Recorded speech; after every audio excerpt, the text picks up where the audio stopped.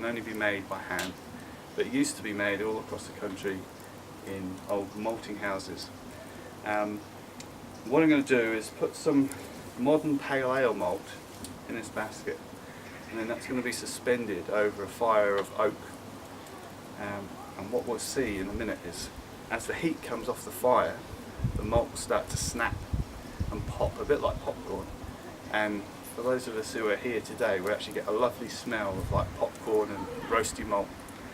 And then what we do is keep turning that malt to make sure it doesn't catch on fire, and it will start to get a lovely, beautiful roasty colour and flavour.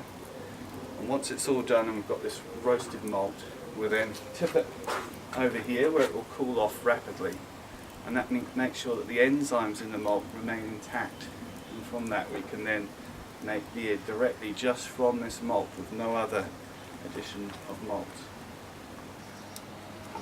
Okay, so what I've got here is the modern pale malt, and I'm just going to put this in the basket now.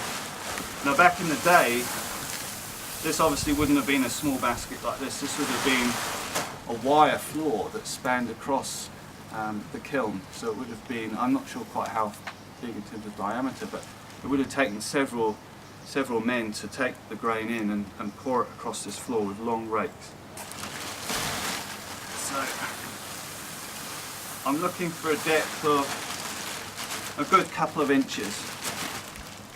It's not absolutely critical, but I don't want the malt to be too thick that I can't easily stir it, because once I put it over the fire, it will quite rapidly heat up. So what I'll do now is I'll just even the bed of malt out so that we've got a reasonably even thickness across. And what we'll start to hear quite soon is the malt snapping as the heat comes up, heats the air within the grain. As you can probably hear it now, it's starting to snap already. And the air within the grain kernel expands rapidly and pops the outer skin. And that's where you get that snapping sound. And originally one name for this type of malt was snapped malt, and you can see why. But what's really interesting is that before people started trying these things out at home, there was a lot of academic debate about whether snap malt was the same as brown malt or whether it's completely different. But like a lot of these things, once you start trying it out for yourself, you can soon see why it was called snap malt, and that they were actually the same thing. Now this fire's too hot, which is why it's smoking, so we have to remove it. Now back in the day, that was also a problem, and in fact that's why they stopped making this type of malt, because the insurance on the malt houses was just getting too high, because they had a lot of fires. The thing with malt is it will catch fire really, really quickly. So this is a good process to use, to follow, in an age before thermometers, because if the fire is too hot, you'll get that smoking and you have to remove the malt. If the fire isn't hot enough, you won't get any snapping.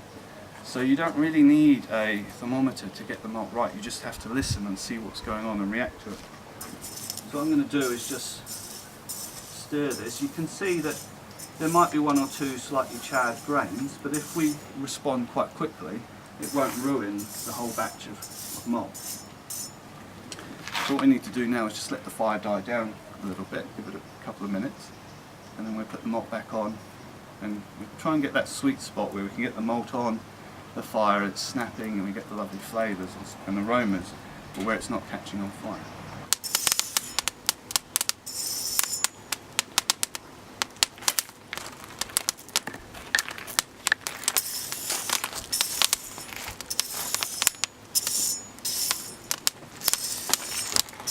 Right, I'll just leave your beers on the floor.